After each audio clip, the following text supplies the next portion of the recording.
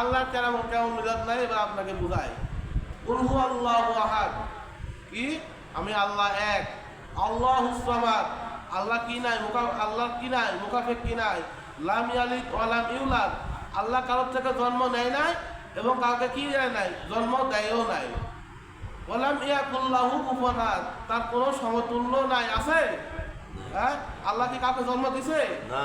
আল্লাহ কি কারোর থেকে জন্ম নিছে? তাহলে কে কে জন্ম নিছে? আমাদের নবী।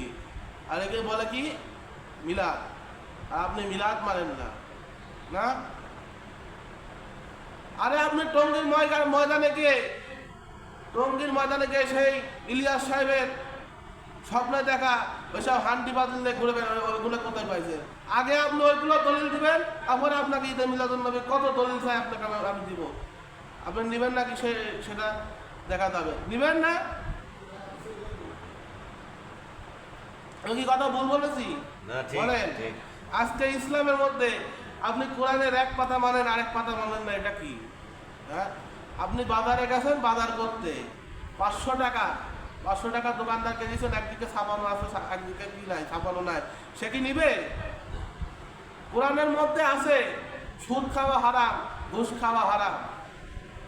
আমার সামনে যদি আমি যদি কোনো মসজিদে যদি খতিব সুদ ঘুষ নিয়ে আলোচনা করে, ডাইরেক্ট সভাপতি সেক্রেটারি এসে বলবে যে হুজুরের চাকরি নাই। কথা ঠিক কিনা? ঠিক কিনা যুবক ভাইরা বলো। তাহলে বলেন, আজ অনেক মানুষ এই বয়ানগুলো মানতে চায় না, যেটা হক কথা সেটা মানতে চায় না। আপনি কোরআনের এক পাতা মানেন, এক পাতা মানেন না, আপনি হাদিসের এক পাতা মানেন, এক পাতা মানেন না। সুদের মধ্যে অনেক গুনাহ আছে, তার মধ্যে 2টা নিকৃষ্ট গুনাহ কি জানেন?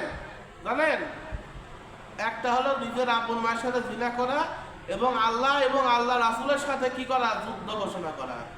নাউজুবিল্লাহ কি বলবেন না? নাউজুবিল্লাহ। তাহলে